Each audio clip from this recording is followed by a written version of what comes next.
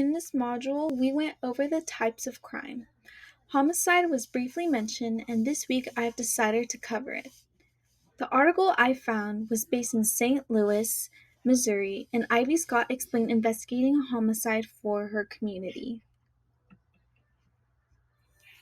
According to our text, Realities and Challenges, Masters define homicide as when someone causes a death to another person, whether it was intentional or not. There are different types of homicides, which include first-degree murder, which is a murder that is planned and purposeful to kill the victim; second-degree murder, which is an intentional killing that was not planned; manslaughter, which is a killing in which the offender is less blameworthy; voluntary manslaughter, which is a killing when the offender is provoked and loses control, resulting in death to a victim. Involuntary manslaughter is a killing from the offender's careless actions; and vehicular manslaughter, which is a death caused from reckless driving. There are different steps towards homicide investigating. The first one is initial dispatch. When there is an emergency, you would dial 911. So if a caller were to call for any act of violence, a dispatch would ask questions to know more about the situation according to Scott. Most importantly, they would ask you to describe the suspect, if there is one, at the crime scene and your surroundings.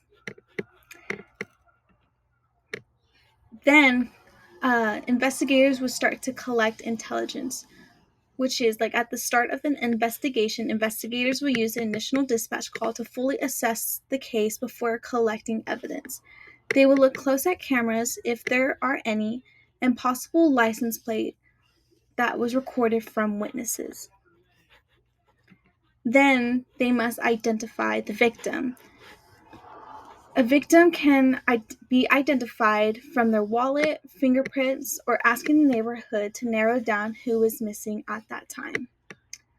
Once the victim is identified, they will notify the family. Notifying the victim's family is one of the hardest part of the investigation. It is very traumatic for them, so it is important to be direct to try to receive more information that can possibly help with the investigation. Then they wouldn't necessarily start the investigation. The investigation starts from right when the 911 call was made.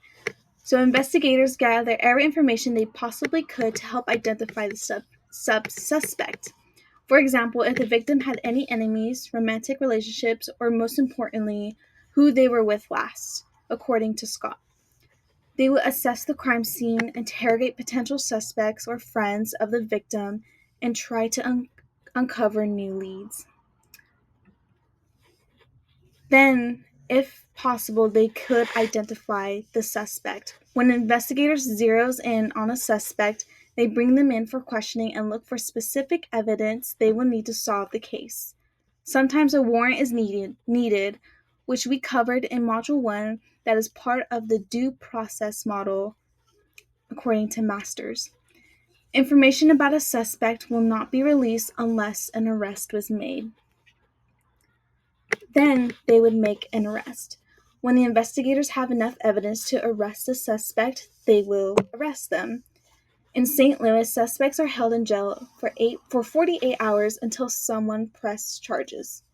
The suspect is then taken to court for a verdict. Then a prosecution will be made. It can take up to a year for the suspect to go on trial in St. Louis. Both attorneys, defendants, and prosecutors will gather all evidence to prep for their case. The suspect has an opportunity to take a plea deal and accept guilt to avoid going to trial, according to Scott.